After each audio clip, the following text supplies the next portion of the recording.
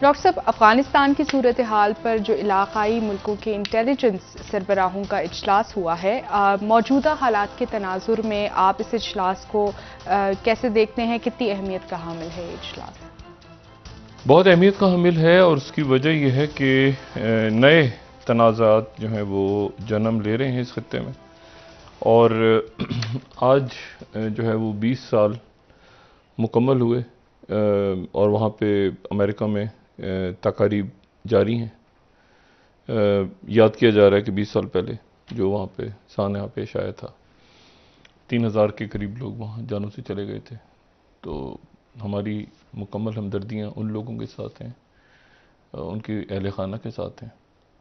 और उसके बाद जो एक वॉर ऑन टेरर के नाम पे दुनिया भर में खून आशाम जंगें छिड़ी गईं और उसमें जो लाखों लोग बेगुनाह अपनी जानों से गए,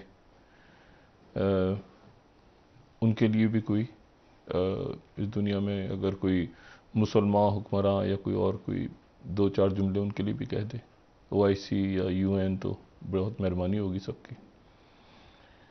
एक अलमनाक दौर ये 20 साल, और अमेरिका में क्या हुआ और उसके बाद उनके भी लोग जंगों में फंसे, वो भी जानों से गए। और उसके बाद फिर ये ड्रोन्स और एक पूरा तमाशा, और ये शुरू होता है अफ़गानिस्तान से और फिर वो जाता है लिबिया और सीरिया और इराक, और मतलब पूरी दुनिया जो है वो उलट पुलट हो गई। दहशतगर्द हमले यूरोप में हो रहे हैं, कभी कहीं पे हो रहे हैं, भारत में, पाकिस्तान में तो शहादतें मेरा ख्याल है अगर आप पाकिस्तान में देखें तो अफ़गानिस्तान के बाद इराक से ज़्यादा पाकिस्तान के अंदर, इराक में जितने लोग जानों से गए उससे ज़्यादा पाकिस्तान में दहशतगर्दी के वाक़यात और ये ड्रोन्स अटैक और बाकी सारा। अच्छा, 2-3 बातें अहम हैं। पहली बात तो ये है कि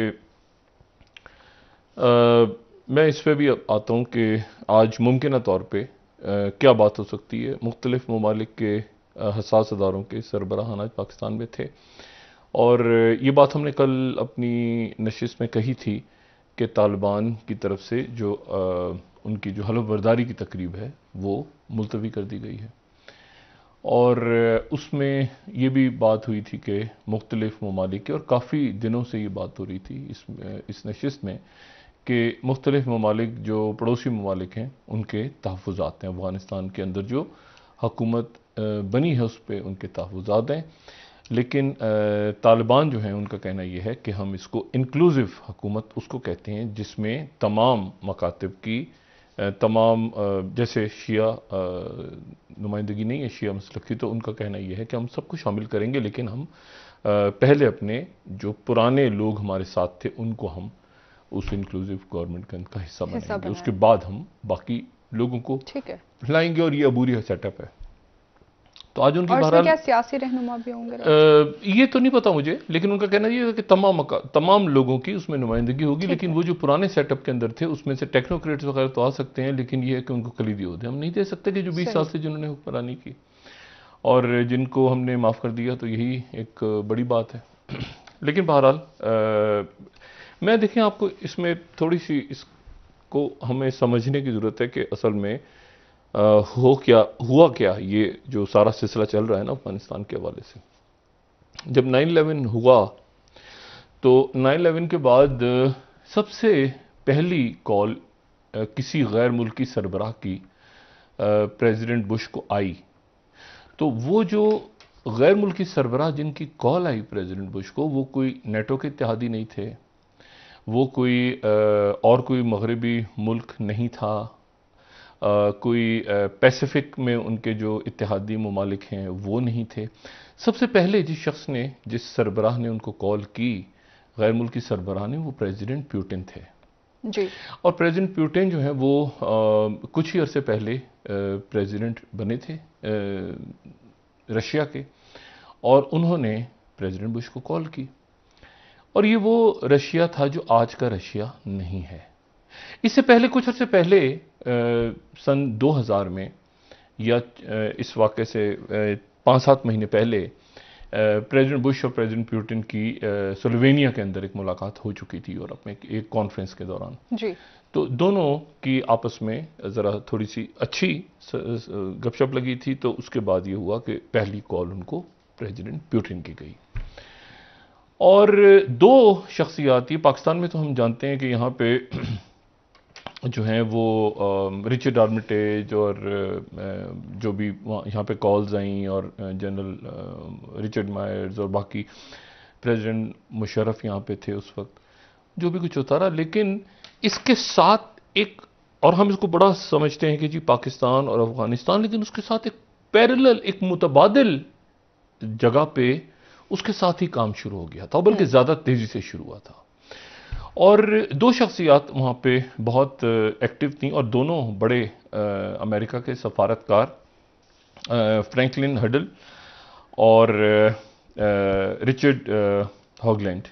अच्छा, अब ये जो है ये इनको इस तरह से हम रिचर्ड हॉगलैंड तो ताजिकिस्तान, ये उस वक्त बैठे थे मेरा ख्याल से टोरंटो में कहीं कौंसल जनरल थे, और 9/11 पे ये कहते हैं कि जी मुझे कॉल आई और मुझे बताया, मतलब मैं देख रहा था लेकिन मैं वहाँ पे, मेरा नोटिफिकेशन हो चुका था कि मैंने ताजिकिस्तान जाना है, ताजिकिस्तान जाना है एज एन एम्बेसडर।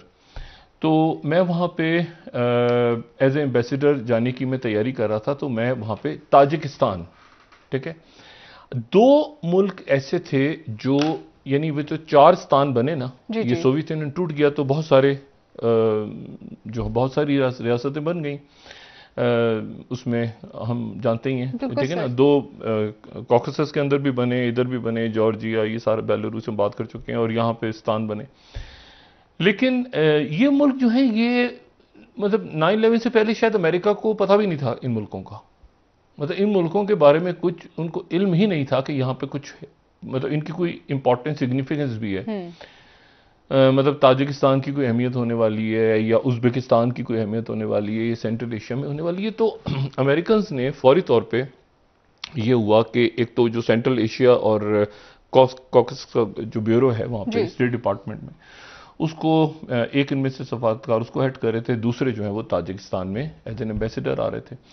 तो इन दो की बड़ी अहम जिम्मेदारी लगी, क्योंकि इन्होंने आके फिर ये हुआ कि यहाँ पर इन वस्ती एशियाई रियासतों के अंदर यहाँ पर मुकालमा शुरू किया कि अगर हम, और सबसे इंपॉर्टेंट ताजिकिस्तान था, क्योंकि ताजिकिस्तान में एक तो CIA का एक बड़ा मरकज़ मौजूद था, और यहाँ से पुतिन थोड़ा सा हट के बेजार से हो गए थे। मतलब पुतिन, ये मुल्क, ये रियासतें जो हैं ये आज़ाद हो गई थी, फिर उसके बाद ताजिकिस्तान में खाना जंगी शुरू हो गई थी, हम पहले बात कर चुके हैं। जी सर, बिल्कुल। और ताजिकिस्तान की खाना जंगी और अफगानिस्तान के अंदर मुजाहिदीन की खाना जंगी, ये आपस में साथ साथ थी, जिसकी वजह से अहमद शाह मसूद वहाँ जाके चले गए थे, नॉर्दर्न अलायंस बन गया करने के लिए। तो वहाँ पर CIA का सेंटर काम कर रहा था, और वहाँ पर लेकिन इतना ज़्यादा मॉडर्नाइज नहीं थे ये सारी जगह कि यहाँ पर जो है वो मिलिट्री बेसिस बन सकें और अमेरिकन आ सकें। तो प्रेसिडेंट पुतिन के साथ फिर प्रेसिडेंट बुश की जो बात हुई, तो उस बात में ये हुआ कि प्रेसिडेंट पुतिन ने, एक तो ये है कि फौरी तौर पे वो जो अक़वाम मुत्तहिदा की जो करारदाद थी वो मंजूर हुई, और उस करारदाद के अगले दिन मंजूर हो गई थी सलामती कौंसिल की, और उस करारदाद के बाद फिर जो है वो ये तय हो गया कि जी यहाँ पर 1368, तो ये तय हो गया कि जी यहाँ पे एक अमेरिका ने आगे किस तरह से जाना है और बाकी दुनिया के मुल्क भी उनके साथ होंगे। तो अब उस करारदाद में ये बात ध्यान में रखें कि नेटो के मुल्क आ रहे हैं, लेकिन साथ उसके उसमें रशिया तो नहीं है, ठीक है, बल्कि रशिया के तो खिलाफ बना था नेटो। लेकिन फिर ये हुआ, अच्छा पाकिस्तान की, तो रशिया को जरूरत थी उस करारदाद की, पाकिस्तान को जरूरत थी कि OIC की करारदाद आ जाए, ठीक है, तो OIC की करारदाद भी आ गई, तो पाकिस्तान के लिए, टर्की के लिए जरा आसान हो गया हेल्प करना। लेकिन ये जो वस्ती एशियाई रियासतें हैं, यहां पर 2 जगह बड़ी इंपॉर्टेंस, इनकी इंपॉर्टेंस बढ़ गई, और ये 2 जगह जो हैं इनकी इंपॉर्टेंस बढ़ नहीं सकती थी अगर चाइना और पुतिन खास तौर पे साथ ना होते अमेरिका के उस वक्त। और पुतिन जो है वो इसलिए उन्होंने साथ दिया कि पहली बात तो ये कि वो खुद भी चाहते थे कि WTO का मेंबर बने, ठीक है, इकोनॉमी बेहतर हो, मगरिब के साथ वो खुलें, और दूसरी बात यह है कि यहां पर उज़्बेकिस्तान के अंदर इस्लामिक मूवमेंट फाल हो चुकी थी, और ये उज़्बेकिस्तान की जो मूवमेंट थी ये ताजिकिस्तान, काज़ाकिस्तान, किर्गिस्तान, तुर्कमेनिस्तान, ये हर जगह पर ये फैल रही थी। हिज़्बुत तहरीर ये सारी, तो उसकी वजह से, और चेचन्स जो थे वो अलहदगी पसंदी की पूरी तहरीक चला के मॉस्को तक चले गए थे। तो प्रेसिडेंट पुतिन के ज़हन में ये था कि यहाँ पर कोई भी अगर दहशतगर्दी के खिलाफ कोई ऑपरेशन हो रहा है और ये सारे दुनिया भर के लोग यहाँ पर आ रहे हैं वस्ती, और मेरी जरूरत पड़ रही है एज अ रशिया, तो मैं दुनिया के लिए ओपन अप करता हूँ अपनी। तो उन्होंने फ़ज़ाई अपनी हदूद भी इजाज़त दी, और उसके साथ ही जो है वो जिस जगह से फ्लाई करना था, और साथ ही वस्ती एशियाई रियासतों में भी। तो दो मुल्कों की अहमियत बढ़ गई, एक उज़्बेकिस्तान और एक ताजिकिस्तान। ठीक है।